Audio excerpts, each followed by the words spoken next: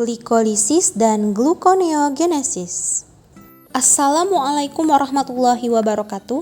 Perkenalkan, kami dari kelompok 9 kelas B Intralaya yang beranggotakan saya Radita Rahmajuwanti. Saya Zilina Oksarimah. Saya Imratus Soleha. Izinkan kami untuk membahas materi ini. Selamat menyaksikan. Tujuan pembelajaran: mahasiswa mampu menunjukkan sikap tanggung jawab dan memahami glikolisis. Materi singkat. Glikolisis dalam bahasa Yunani, glikis berarti manis atau gula, dan lisis berarti pembelahan.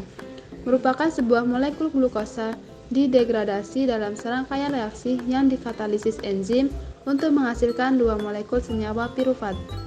Pemecahan glukosa 6 karbon menjadi dua molekul pirufat 3 karbon terjadi dalam 10 langkah reaksi enzimatis. 5 langkah reaksi enzimatis yang pertama merupakan fase persiapan yang memerlukan energi, sedangkan 5 langkah reaksi enzimatis berikutnya merupakan fase penghasil energi hasil dari glikolisis. Sedangkan gluconeogenesis merupakan proses pembentukan gula baru yang mengubah pirufat dan senyawa 3,4 karbon terkait menjadi glukosa. Dalam gluconeogenesis, 3 langkah irreversibel dilewati oleh serangkaian enzim yang terpisah, mengkatalisis reaksi yang cukup ekserogenik untuk menjadi irreversibel secara efektif ke arah sintesis glukosa. Dengan demikian, baik glikolisis dan gluconeogenesis adalah proses irreversibel dalam sel. Prosedur proyek: 1. Cari dan pahami materi glikolisis dan gluconeogenesis. 2. Cari dan amati objek pendukung materi.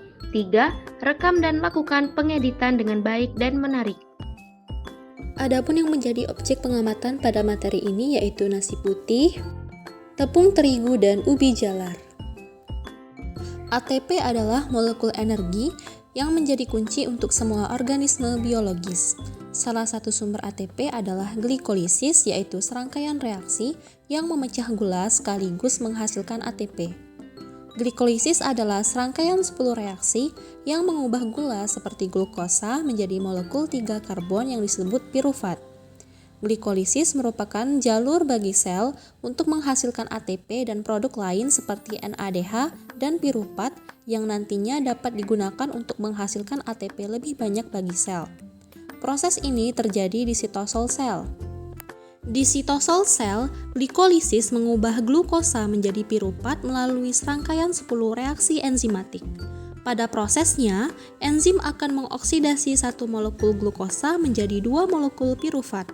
Pertama, reaksi kinase menambahkan fosfat ke glukosa untuk membentuk glukosa 6-fosfat. Dalam reaksinya merupakan reaksi yang tidak dapat diubah. Selanjutnya, reaksi isomerase mengubah glukosa 6-fosfat menjadi fruktosa 6-fosfat dengan mengatur ulang ikatan kovalen. Enzim kinase lain menghilangkan gugus fosfat dari ATP dan memberikannya kepada fruktosa 6-fosfat untuk membentuk fruktosa 1,6 bifosfat.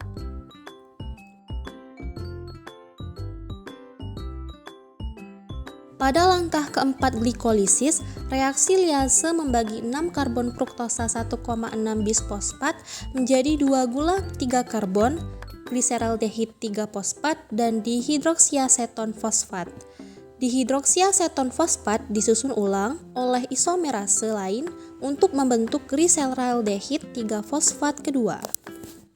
Pada titik glikolisis ini, glukosa telah dimetabolisme menjadi 2 gliseraldehid 3 fosfat dan 2 ATP telah digunakan.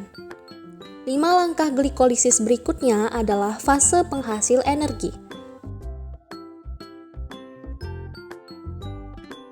Pada langkah ke-6, kedua gliseraldehid 3 fosfat dioksidasi menjadi 1,3 bifosfogliserat oleh dehidrogenase. Langkah ini menghasilkan 1 NADH untuk setiap gliseraldehid 3 fosfat teroksidasi dengan total 2 NADH. NADH ini kemudian digunakan untuk menghasilkan lebih banyak ATP untuk sel.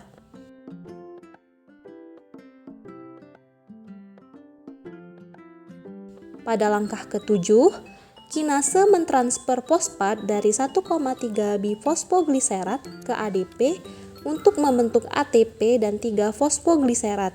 Langkah ini bersifat irreversibel meskipun ATP terbentuk.